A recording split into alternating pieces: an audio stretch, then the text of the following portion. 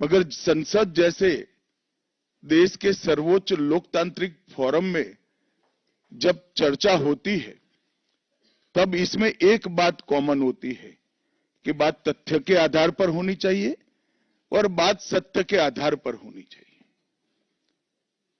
कल से कांग्रेस पार्टी ने जिस तरह से तथ्यों को तोड़ मरोड़ कर रखने का प्रयास किया है, ये अत्यंत निंदनीय है और मैं इसकी निंदा करना चाहता हूं।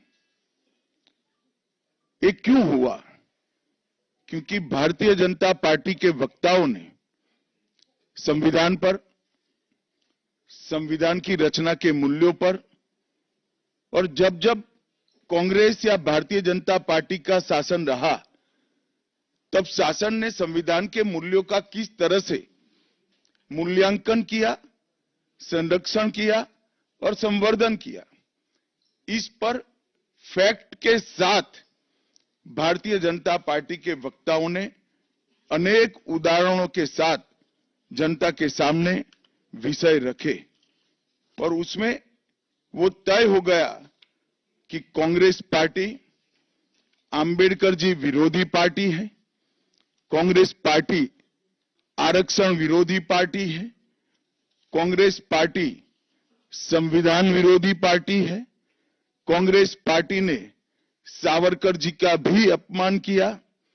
कांग्रेस पार्टी ने आपातकाल डालकर संविधान के सारे मूल्यों की धज्जियां उड़ा दी, नारी सम्मान को भी सालों तक दरकिनार किया, न्यायपालिका का हमेशा अपमान किया, सेना के शहीदों का अपमान किया और भारत की भूमि तक को संविधान तोड़कर विदेशी देशों को देने की हिमाकत कांग्रेस पार्टी के शासन में हुई।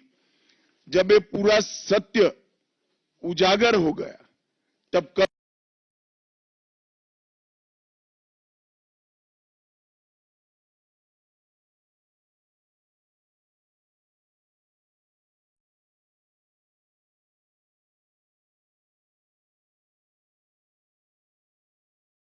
से कांग्रेस पार्टी ने फिर एक बार अपनी पुरानी पद्धति को आजमाते हुए बातों को तोड़ मरोड़ कर और सत्य को असत्य के कपड़े पहनाकर समाज में भ्रांति फैलाने का एक कुत्सित प्रयास किया है। संसद में जब चर्चा हो रही थी, ये सिद्ध हो गया कि बाबा साहेब आंबेडकर का कांग्रेस ने किस तरह से पुरजोश विरोध किया था। बाबा साहब के न रहने के बाद भी किस प्रकार से कांग्रेस ने बाबा साहब को हाशिए पर ढकेलने का प्रयास किया। जब संविधान सभा अपना काम कर चुकी, चुनाव हुआ 1951-52 में और 54 में, दोनों बार कांग्रेस ने बाबा साहब को हराने के लिए कोई कसर नहीं छोड़ी। यहां तक कि फ्रेंडली चुनाव होता है, स्पिरिट वाला चुनाव होता है, ऐसा चुनाव भी नहीं था। विशेष प्रयास किया गया और वो उनकी हार को सुनिश्चित किया गया। जहां तक भारत रत्न देने का सवाल है, कांग्रेस के नेताओं ने कई बार खुद ही अपने आप को भारत रत्न दिए हैं। 55 में नेहरू जी ने खुद को भारत रत्न दे दिया, 71 में इंदिरा जी ने खुद को भारत रत्न दे दिया और 1990 में बाबा साहब को भारत रत्न तब मिला जब कांग्रेस पार्टी सत्ता में नहीं रही और भारतीय जनता पार्टी के समर्थन वाली सरकार थी।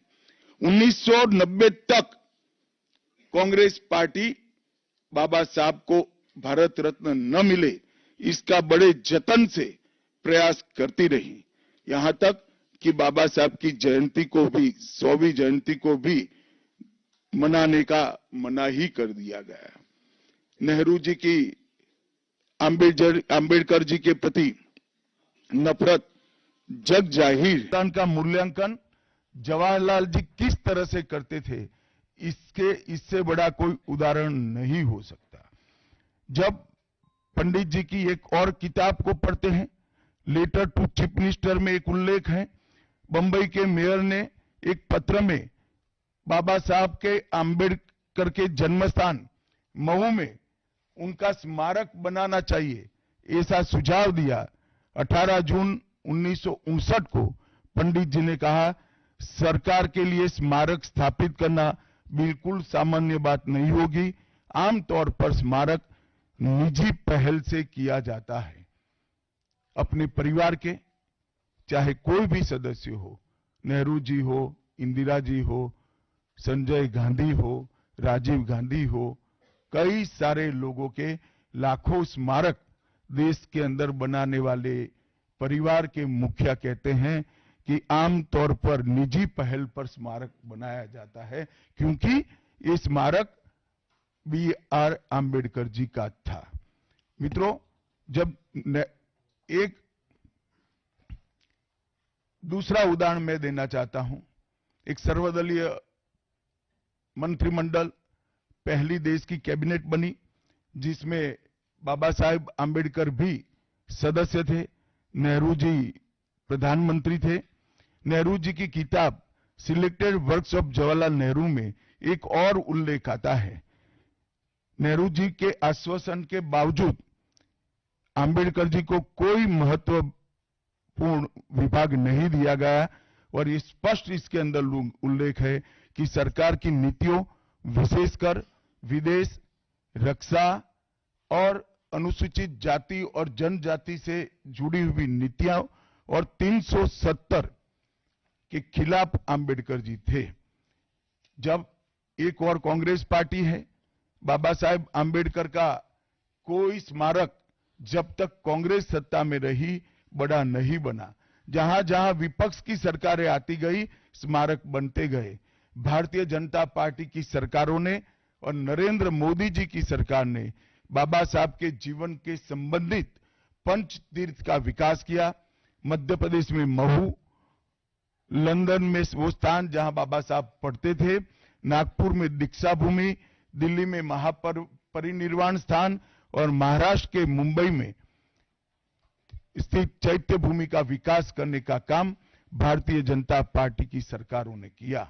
19 नवंबर 2015 को नरेंद्र मोदी जी ने आंबेडकर जी के सम्मान में 26 नवंबर को संविधान दिन घोषित किया। डॉक्टर आंबेडकर इंटरनेशनल सेंटर की स्थापना भी की। 2018 में प्रधानमंत्री नरेंद्र मोदी जी ने महापरिनिर्वाण स्थल पर डॉक्टर आंबेडकर स्मारक का उद्घाटन किया, जो लगभग 2 एकड़ में फैला है। मित्रों, मैं आज जब आप सबके सामने उपस्थित हुआ हूं, तब राज्यसभा में मेरे बयान को तोड़ मरोड़ कर पेश किया गया। मेरा मीडिया के सभी मित्रों से आग्रह है, कांग्रेस ने सार्वजनिक जीवन में ये जो पद्धति की है कि बयानों को तोड़ मरोड़ कर पेश करना, हो हल्ला मचाना और भ्रांति खड़ी करना। पहले उन्होंने नरेंद्र मोदी जी के भी एडिटेड बयानों को सार्वजनिक किया। चुनाव जब चल रहा था, मेरे बयान को AI का उपयोग कर एडिट किया गया और पूरे देश में इसको प्रसारित करने का घृणित काम किया गया। और आज आंबेडकर जी के लिए मेरी बात को तोड़ मरोड़ कर वो पेश कर रहे हैं। मैं स्पष्टता के साथ कहना चाहता हूं, मीडिया को विनंती भी करना चाहता हूं कि मेरा पूरा बयान जनता के सामने रखिए। मैं वो पार्टी से आता हूं जो पार्टी कभी आंबेडकर जी का अपमान नहीं कर सकती। पहले जनसंघ और फिर भारतीय जनता पार्टी ने हमेशा आंबेडकर जी के सिद्धांतों के आधार पर चलने का प्रयास किया है। जब जब भारतीय जनता पार्टी शासन में रही, आंबेडकर जी के सिद्धांतों का हमने प्रचार किया है, प्रसार किया है। आरक्षण को और मजबूत करने का काम भारतीय जनता पार्टी ने किया है। इन्होंने जिस प्रकार से आरक्षण को भी विरोध किया, वो भी हम सब जानते हैं। पिछड़ा वर्ग आयोग, काका साहेब कालेलकर आयोग 53 में बना, 55 में रिपोर्ट आई, आज तक वो रिपोर्ट को लागू नहीं किया गया। 31 दिसंबर 1980 को मंडल आयोग बना, एक मंडल आयोग की रिपोर्ट आई। 80 में इंदिरा जी ने मंडल आयोग को ठंडे बस्ते में डाल दिया। 90 में जब गैर कांग्रेसी सरकार आई तब मंडल आयोग की रिपोर्ट लागू हुई।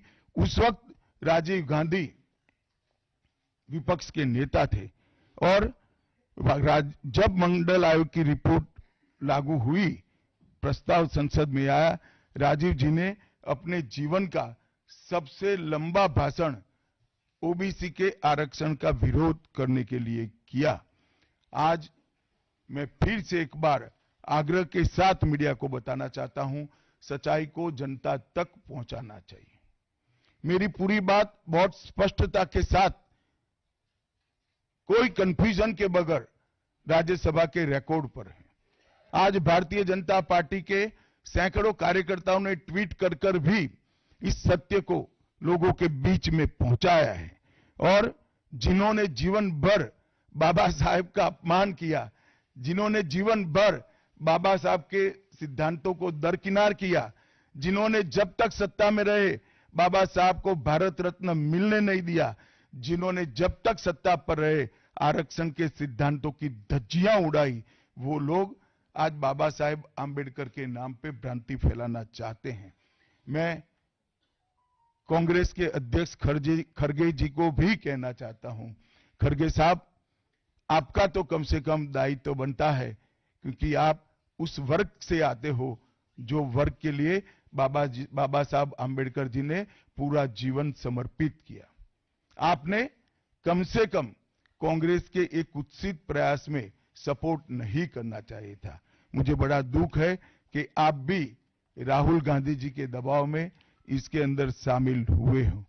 मित्रों, आज जब हम सब यहां बैठे हैं, मैं फिर से एक बार कहना चाहता हूं, कांग्रेस के पास इस संविधान के ऊपर की चर्चा में बाबा साहेब आंबेडकर विरोधी कांग्रेस है, इसका कोई जवाब नहीं बचा। संविधान विरोधी कांग्रेस है, इसका कोई जवाब नहीं बचा। कांग्रेस आरक्षण विरोधी है, इसका कोई जवाब नहीं बचा। कांग्रेस सावरकर विरोधी है, इसका भी कोई जवाब नहीं बचा। कांग्रेस ओबीसी विरोधी है, उसका भी कोई जवाब नहीं बचा। आपातकाल का पाप कांग्रेस के ही समय में हुआ, इसका भी कोई जवाब नहीं बचा। नारी सम्मान का विरोध भी कांग्रेस ने ही किया, वो प्रस्तापित हो गया। न्यायपालिका का अपमान ही कांग्रेस ने ही किया, वो भी प्रस्तापित हो गया। भारत की भूमि को भी संविधान को दरकिनार कर विदेश को सौंपने का पाप भी कांग्रेस ने ही किया, ये भी प्रस्तापित हो गया। तब फिर से एक बार चिर परिचित अपनी पुरानी नीति पर कांग्रेस आई है और उन्होंने मेरे बयान को तोड़ मरोड़ कर आधा ही दिखाकर जनता के सामने रखना और भ्रांति फैलाने का प्रयास किया है। कृपया मेरा पूरा बयान आप सभी लोग जनता तक पहुंचाइए, तो दूध का दूध और पानी का पानी हो जाएगा। मैं उस पार्टी से आता हूं, उस संस्कृति से आता हूं, जो स्वप्न में भी बाबा साहब के विचारों का या बाबा साहब के स्वयं का अपमान नहीं कर सकते। हम जानते हैं कि देश के संविधान को समावेशी बनाने में, देश के पिछड़े वर्ग को, दलितों को, आदिवासियों को, गरीबों को और वंचितों को न्याय दिलाने के लिए और देश के लोकतंत्र की नींव को इतनी नीचे तक गहरी पहुंचाने में बाबा साहब का बहुत बड़ा योगदान है। पूरा देश बाबा साहब के प्रति कृतज्ञता व्यक्त करता है। कम से कम हम तो ऐसा नहीं कर सकते जिससे बाबा साहब का अपमान हो पाए।